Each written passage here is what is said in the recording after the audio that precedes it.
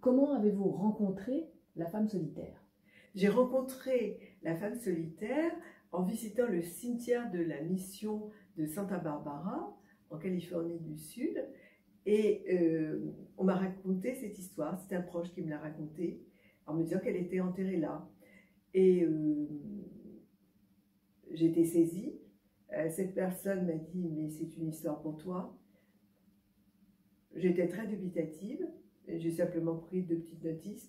Et c'est lors du second confinement, en novembre 2020, que j'ai rangé mon bureau, retrouvé ces 2 petites notices, et étant un peu désœuvrée comme tout le monde, j'ai tapé sur Internet et je me suis aperçue que cette histoire avait fait l'objet de recherches extrêmement approfondies par toute une équipe de chercheurs américains.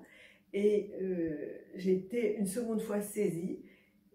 Et à ce moment-là, l'idée d'en faire un roman m'est venue. Un roman plutôt qu'un essai? Oui, un roman. D'abord, j'ai écrit beaucoup de romans, mais à ce moment-là, je suis tombée sur la réflexion tout à fait publique d'un de ces chercheurs qui avait déclaré l'histoire de la femme solitaire, malgré nos recherches, demeure énigmatique et c'est une page blanche ouverte à la fiction. Évidemment, il ne fallait pas que j'entende ça. Je me suis dit, ben, je peux y aller. Et je pense que ces chercheurs avaient et ont, d'ailleurs parce que j'en ai eu d'autres témoignages par la suite, une foi extraordinaire dans le pouvoir de la fiction pour exprimer des vérités qui ne peuvent pas être dites ou qui sont laissées inaperçues. Vous avez pris la relève de la recherche scientifique finalement. J'ai répondu à un rêve de scientifique. Est-ce que il y a aussi des réponses amenées par les scientifiques, mais il y a aussi beaucoup de questions? Oui, il y a beaucoup de questions. Cette femme est donc abandonnée en 1835 sur cette île. Elle est la seule à être restée sur l'île. À ce moment-là, on emmène tous les derniers habitants de l'île.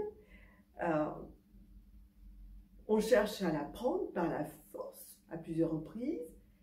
Elle ne se laisse pas prendre. Plus tard, on y va par la douceur. Elle ne se laisse pas convaincre.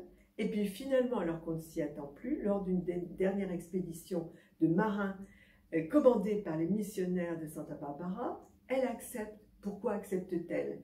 Elle n'est pas en mauvaise santé, elle est encore jeune, elle a 45 ans. La réponse était dans les documents d'archives, à condition de savoir les lire, et aussi à démêler la psychologie des personnages. Ce que ne va pas faire un scientifique, c'est là où le romancier fait son œuvre. Donc j'ai sélectionné un certain nombre de personnages que j'ai mis en scène, j'ai construit une intrigue.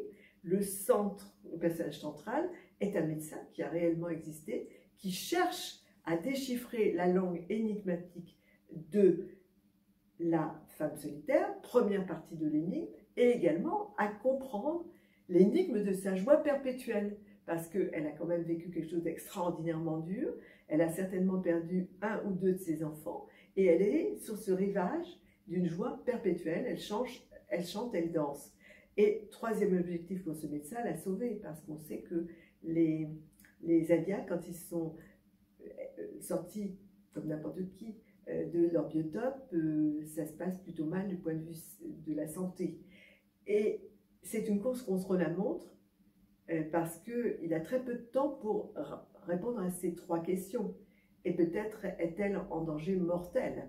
Et en même temps, d'autres mystères vont surgir, et c'est un véritable suspense dans lequel il est engagé.